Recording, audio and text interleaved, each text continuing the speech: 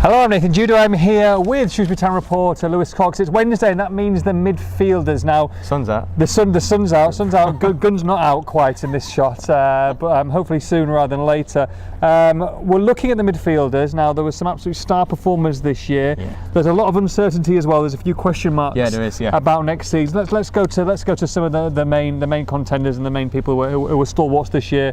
Start off with Abu Ogogo. As good a place as any. Yeah. Well.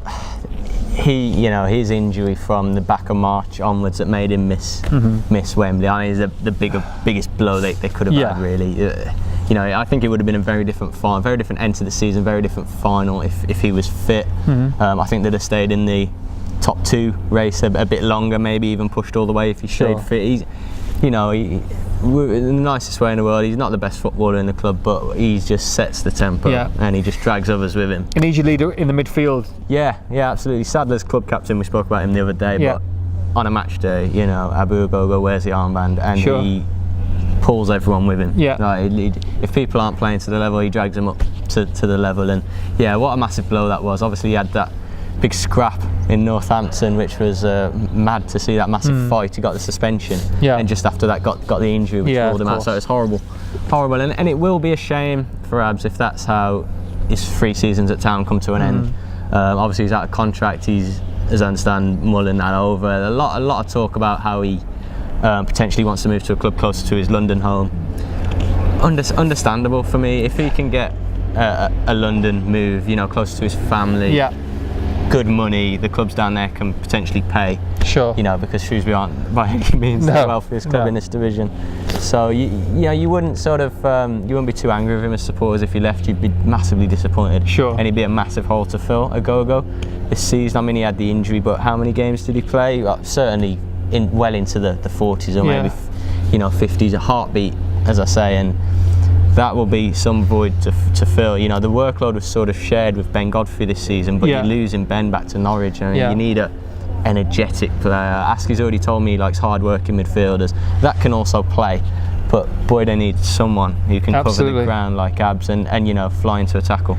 Yeah, fair play. Like you say, a big loss towards the end of the season. But let's talk about something with certain players. You've mentioned Ogogo, so I think you've got to discuss. Well, obviously you're not going to get Ben Godfrey back. No. He's going to be probably one of the mainstays for Norwich next season. A quick word on him and how important he was this season. He was such a pleasure to watch him last season. I remember his debut at Oxford. I just remember him developing.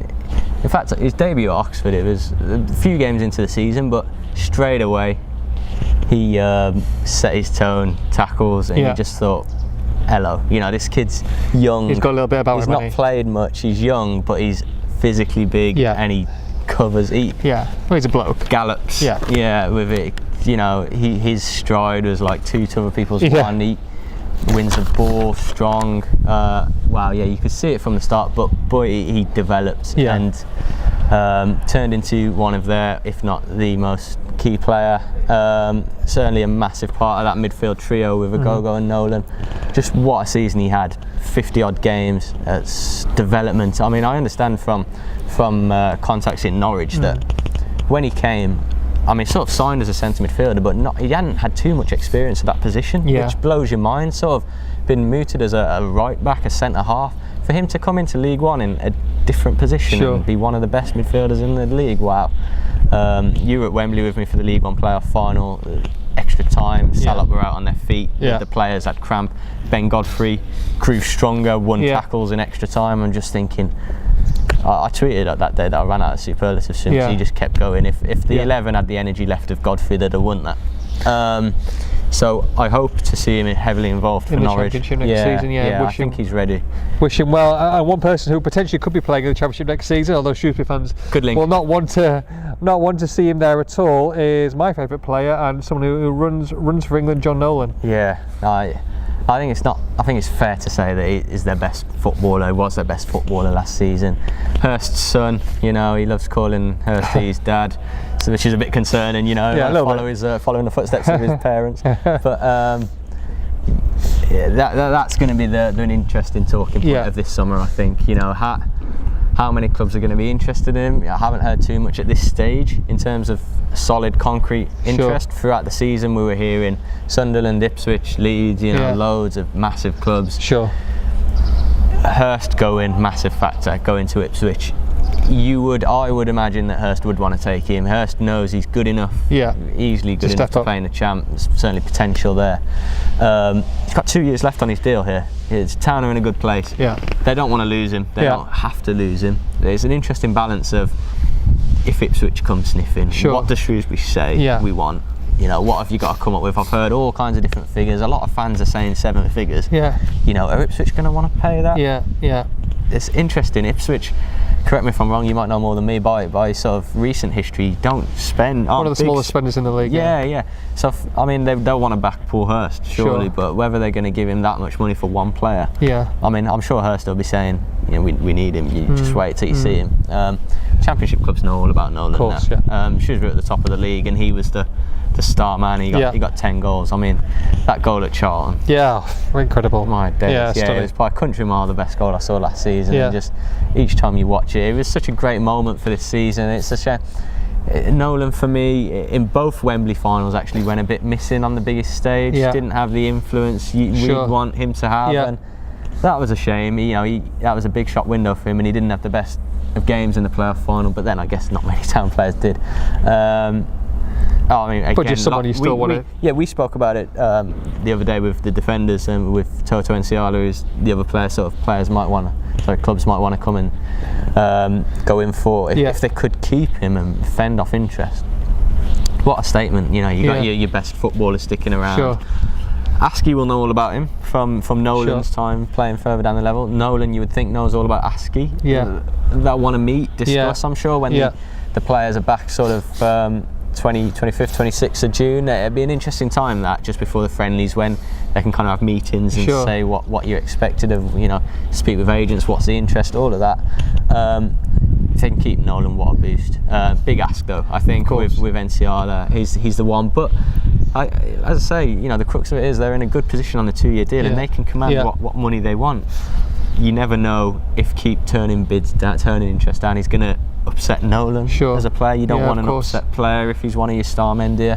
But at the same time, you don't want to dececimate your midfield at the, and you know that you're going to be losing at least one or two. Godfrey's gone, Agogo could go. I mean, you lose those 3. You're spot on. And we'll talk later about Askey having to bring players in midfield. I mean, you lose all 3 centre midfield. You're literally starting from. There's Bryn Morris, Middlesbrough old boy, whose future will be spoken about this summer. He's got another year, but he hasn't played as much as he wanted to. Other League One clubs will be interested in Bryn Morris.